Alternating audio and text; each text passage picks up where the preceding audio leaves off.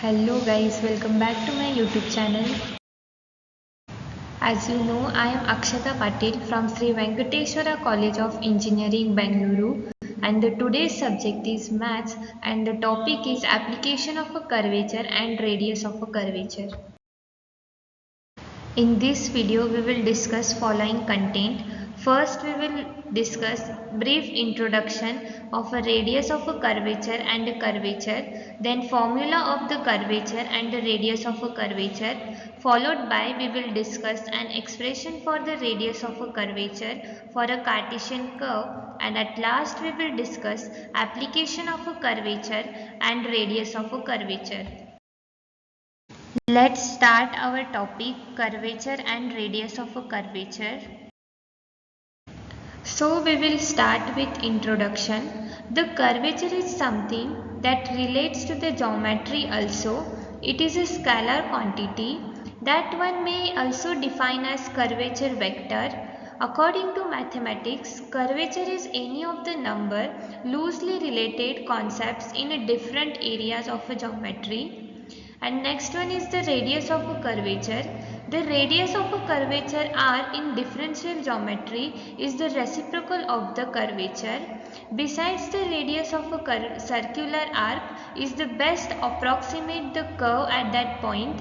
Also for surfaces, the radius of the curvature is the radius of the circle that fits best in a normal section or combination. Here in this figure, here it represents the radius of a curvature and the curve. So next we will discuss formula of the curvature and the radius of a curvature. First one is the formula of the curvature. The formula of the curvature is k is equals to d psi by ds, where k is the curvature, psi is the angle made by the tangent, and s is the arc length. Next one is the radius of a curvature.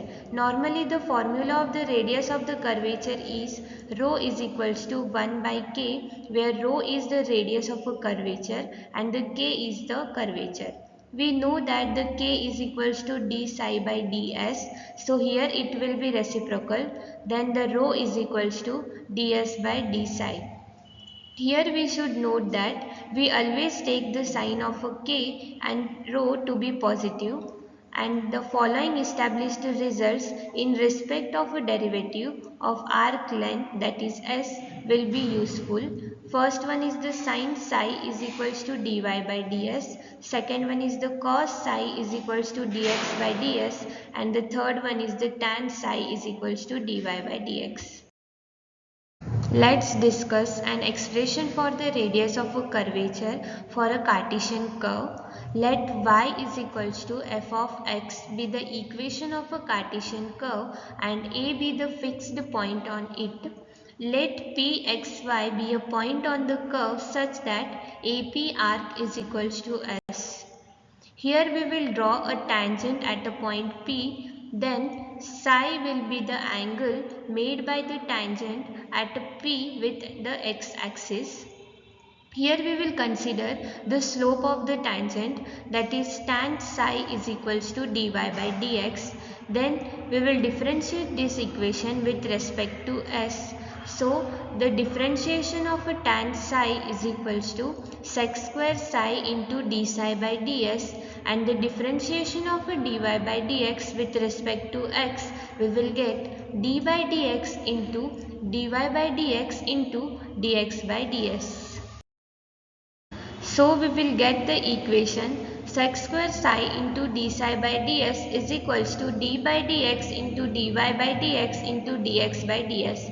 We will consider this equation as the first equation, but we know that dx by ds is equals to cos psi, and by the definition of the radius of a curvature, that is the radius of a curvature is reciprocal of a curvature, we get d psi by ds is equals to 1 by rho. So we will get sec square psi is into 1 by rho is equals to d square y by dx square into cos psi. We will take this cos psi to this side, so we will get sec cube psi is equals to rho into d square y by dx square. Hence rho is equals to sec cube psi divided by d square y by dx square. We can write this sec cube psi as a sec square psi whole power 3 by 2. So we will get rho is equals to sec square psi whole power 3 by 2 divided by d square y by dx square. We know that sec square psi is equals to 1 plus tan square psi. So we will get 1 plus tan square psi whole power 3 by 2 divided by d square y by dx square. We know that tan psi is equals to dy by dx. So here rho is equals to 1 plus dy by dx square whole power 3 by 2 divided by d square y by dx square. Here we will denote y1 as a dy by dx and y2 as a d square y by dx square. So we will get rho is equals to 1 plus y1 square whole power 3 by 2 divided by y2. Sometime y1 at some point on the curve becomes infinity, that is when the tangent is perpendicular to the x-axis, means tan psi is equals to tan 90 degree is equals to infinity, in which case we cannot apply the formula for rho in the above form. In such a case, we have to use the formula in the alternative form, that is rho is equals to 1 plus x1 square whole power 3 by 2 divided by x2, where x1 is equals to dx by dy and x2 is equals to d square x by dy square.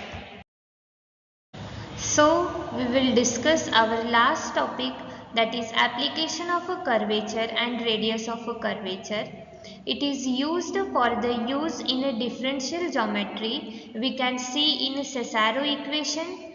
Then it is used for the radius of a curvature of the earth approximated by an oblate ellipsoid. We can see in the arc measurement. Radius of a curvature is also used in a three-part equation for bending of a beams. It is also used in optics, thin films technologies, printed electronics, minimum railway curve radius. It is used in AFM probe, means atomic force microscopy probe. The radius of a curvature is also used in stress in semiconductor structures. The stress in thin film semiconductor structures result in bucking of the wafers. The radius of the curvature of the stressed structure is related to stress tensor in the structure and can be described by modified Stoney formula. The topography of the stressed structure, including radius of the curvature, can be measured using optical scanner method. Thank you guys for watching my video. Please like, share, subscribe and keep watching.